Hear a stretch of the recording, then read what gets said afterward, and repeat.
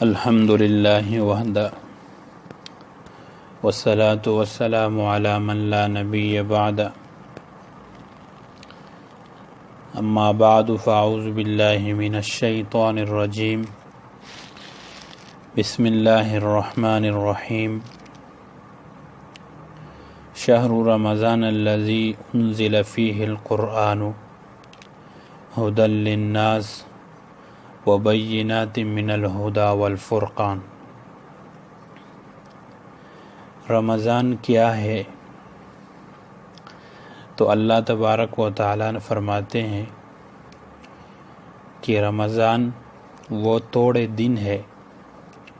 جس میں قرآن مجید بھیجا گیا ہے، جس کا ایک وصف یہ ہے کہ لوگوں کے لیے ذریعہ ہدایت ہے، اور دوسرا وصف واضح الدلالت ہے من جملہ ان کتب کے، جو کہ ذریعہ ہدایت بھی ہے اور حق اور باطل میں فیصلہ کرنے والی بھی ہے۔ رمضان کو رمضان کیوں کہتے ہیں؟ تو حدیث شریف میں اس کی وجہ تسمیہ موجود ہے۔ حدیث میں ہے فَإِنَّهَا تَرْمُزُ الذُّنُوبَ، کہ یہ رمضان رمز سے مشتق ہے، اور رمز کے معنی لغت عربیہ میں جلا دینے کے ہیں، چونکہ اس مہینے میں یہ خصوصیت ہے کہ مسلمانوں کو گناہوں سے پاک صاف کر دیتا ہے۔ یہ اس وقت ہے جب کہ رمضان المبارک کا پورا اہتمام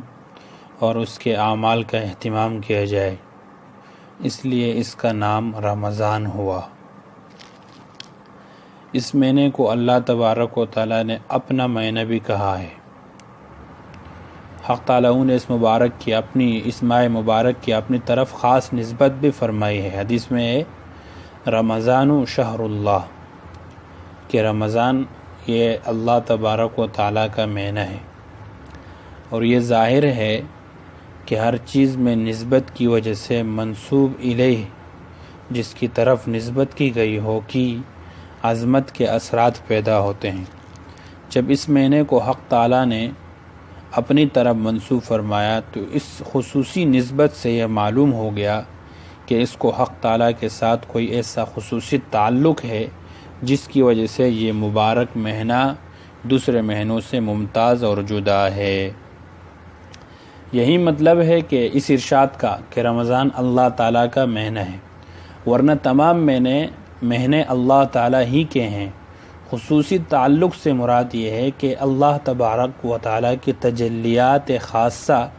اس ماہ مبارک میں اس درجہ نازل ہوتی ہے کہ جو دوسرے مہینوں میں نہیں ہوتی۔ گویا موسلادھار بارش کی طرح خصوصی تجلیات الہیہ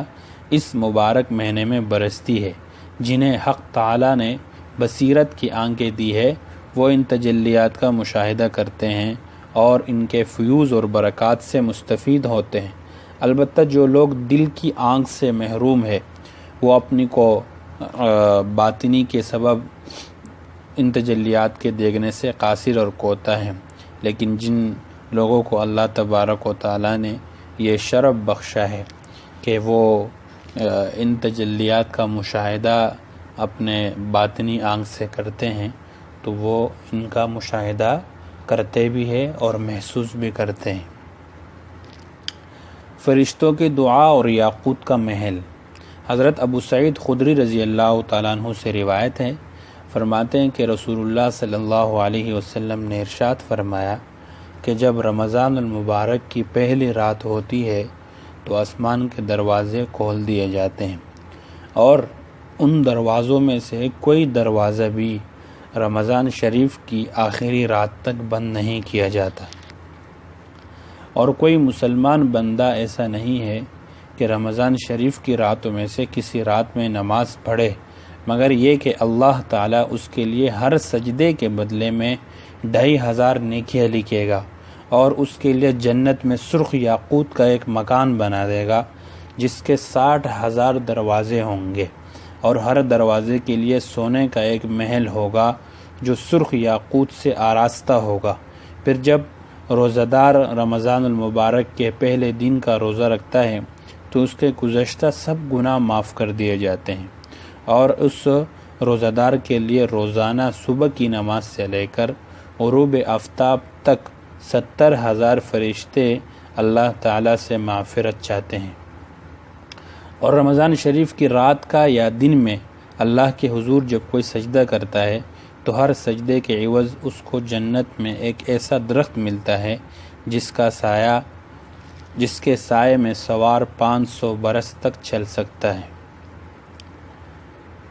میرے معزز، یہ جو فضیلت ہے یہ صرف اس رمضان کی وجہ سے ہے۔ اس بابرکت مہینے میں اللہ تبارک و تعالیٰ کے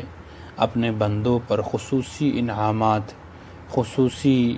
احسانات اور نعمتوں کا بارش ہوتا ہے۔ اس رمضان کو کامیاب بنانے کے لیے ضروری ہے کہ ہم سب سے پہلے گناہوں کو چھوڑ دیں، کیونکہ اگر ہم گناہوں کو نہ چھوڑیں اور روزہ رکھیں اور رکھنے کے ساتھ ساتھ گناہوں کو اور حرام کاموں کا ارتکاب کرتے رہیں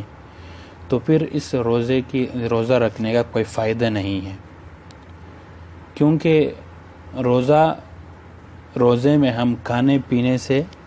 رک جاتے ہیں، جو حقیقت میں وہی کھانا اور وہی پینا یہ حلال ہے، کھانا بھی حلال ہے، پانی بھی حلال ہے، لیکن اس کے باوجود ہم اللہ کا حکم سمجھ کر ان حلال چیزوں سے اپنے آپ کو روکتے ہیں۔ تو جو چیزیں پہلے سے حرام ہے، یعنی بد نظری کرنا، اپنی دلی لذت کو پورا کرنے کے لیے کسی غیر محرم کو اپنے ان آنکھوں سے دیکھنا، غیبت کرنا زبان سے، کانوں سے غلط اور بیکار باتیں سننا، اس طرح زنا کی طرف جانا، چوری ڈاکہ کی طرف جانا، یہ تمام چیزیں ایسی ہیں جو حرام ہے۔ اگر ان حرام چیزوں باوجود ان کے کہ یہ حرام ہے پھر بھی ہم ان سے نہیں بچتے، تو جو چیز حرام ہے ان سے ہم نہیں بچتے اور جو حلال ہے ان سے بچتے ہیں، تو پھر اس روزے کا کوئی فائدہ نہیں ہوگا۔ روزے میں تقوی اور پرہیزگاری تب پیدا ہوگی کہ حلال سے روکنے کے ساتھ ساتھ ہم حرام سے بھی بچیں، اور دوسری بات یہ کہ اپنا روزہ ہم حلال مال سے کھولیں، یعنی جب افطاری کریں تو وہ حلال مال سے کریں، حرام مال سے، سود کے مال سے، رشوت کے مال سے، قمار اور جوا سے کمائے ہوئے پیسوں سے ہمیں روزہ نہیں کھولنا چاہیے، ورنہ پھر روزے کا کوئی فائدہ نہیں ہوگا۔ تو روزے کے یہ برکات، یہ رحمت ہے، یہ نعمت ہے، ایک انسان کو تب حاصل ہو سکتی ہے جب وہ حلال سے روکنے کے ساتھ ساتھ حرام سے بھی اپنے آپ کو بچائے۔ تو اللہ تبارک و تعالیٰ سے دعا ہے کہ روزے کی جتنی بھی عظمتیں ہیں، اس کی فضیلتیں ہیں، وہ تمام کے تمام ہمیں عطا کرنے کی توفیق عطا فرمائے، اور ہمیں وہ تمام نعمتیں عطا فرمائے، وہ تمام فضیلتیں اللہ ہمیں دے جو اس رمضان المبارک سے متعلق ہیں۔ وآخر الدعوانا الحمدللہ رب العالمین۔